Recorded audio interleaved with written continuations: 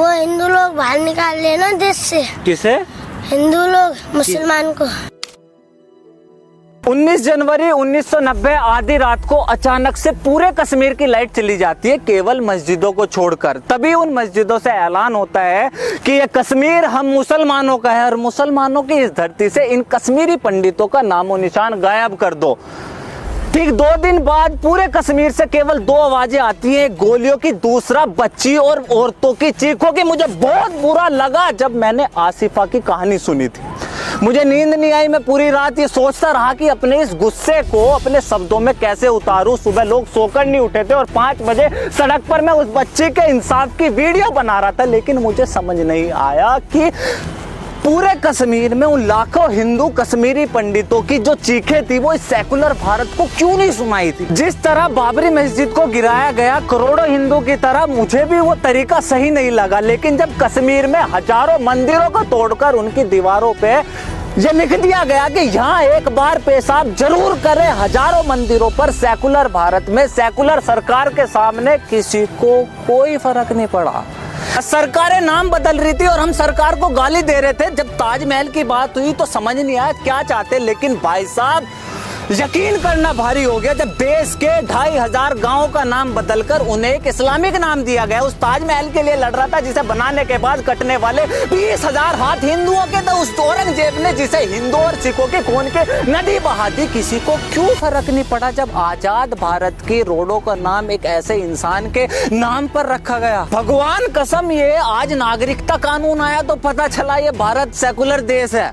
मैं भूल गया था कि बंटवारे के टाइम 1947 में तो संविधान था ही नहीं।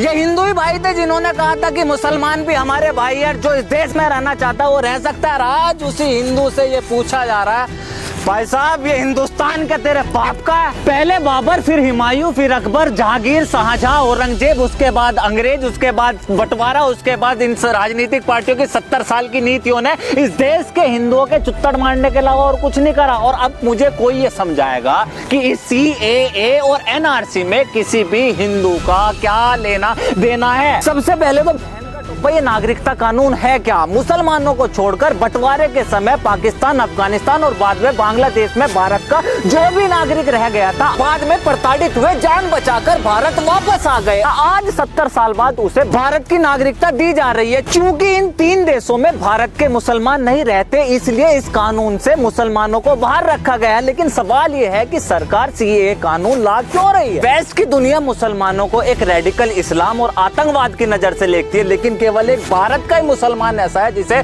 सख्त तो क्या कोई उंगली नहीं उठा सकता। भारत का मुसलमान पूरी दुनिया के मुसलमानों के लिए एक मिसाल है। लेकिन 26/11 का हमला हुआ और सारी कहानी बदल गई। 26/11 के हमले में लेकिन भारत का नहीं, पुलवामा के हमले में था लेकिन भारत का नहीं, उरी और पठानकोट के हमले में मुसलमान था लेकिन भारत का नहीं। ऐसे बहुत से दंगे थे जिसमें हिंदू का नाम था लेकिन वो हिंदुस्तानी नहीं था। फिर कौन है ये लोग जो भारत में रहकर यहाँ के मुसलमानों को बदनाम कर रहे हैं? कौन है ये लोग जो हिंदू नाम रखकर हिंदुस्तानी न होकर फिर भी यहाँ दंगे मचा रहे हैं? ऐसे ही लोगों के लिए ये सरकार NRC ला रही है। जो भी भारत का नागरिक है, खास करके मुसलमान भाई, जिसे इन जिन्ना और नेहरू की औलादों ने डराया हुआ है, आपको किसी को भी NRC से डरने की जरूरत नहीं है। इन कांग्रेसी और ओवैसी जैसे लोगों ने एक बात कह दी कि सरकार आपसे डॉक्यूमेंट मांगेगी जो आपके पास नहीं है और ये आपको देश से बाहर निकाल देंगे। इतना सुनते ही आप लोग सड़कों पर उतर आए। इस देश के एक भी मुसलमान लिबरल सेकुलर ने इस विपक्ष से ये नहीं पूछा कि ऐसा वो कौन सा डॉक्यूमेंट है जो हिंदुओं के पास और आप मुसलमानों के नहीं है, क्योंकि NRC तो हिंदुओं पर भी लागू होगा। 70 साल तक इस सरकार ने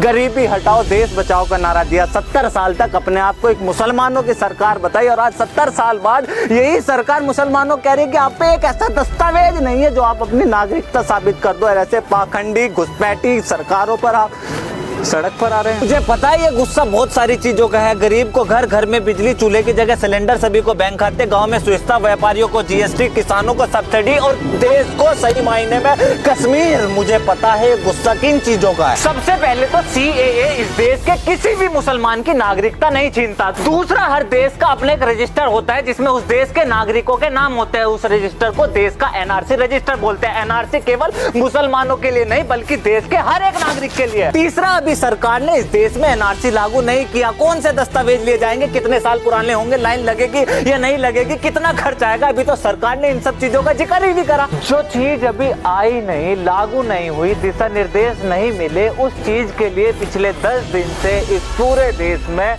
हंगामा हो रहा है। और वजह, हिंदू राष्ट्र बना रहे हैं, मुसलमान को बाहर निकाल रहे हैं। निकलेगा, भारत में आया हुआ हर एक घुसपैठी निकलेगा। अगर कोई भारतीय लाइन में लगा तो वो इसलिए नहीं कि वो नागरिकता साबित करेगा, बल्कि हमारे बीच चलते फिरते ये भारी आतंकवाद को बाहर निकालने के लिए लाइन में लगेगा। और लाइन में लगने का डर उसे होता है जो तारों के नीचे से आते हैं। मैं वो हिंदू हूँ जिसकी माँ संग की आवाज पर उठती और अजान पर घर में रोशनी करती है। मैं वही हिंदू हूँ जिसे आप पूछ रहे थे कि हिंदुस्तान क्या तेरे बाप का है।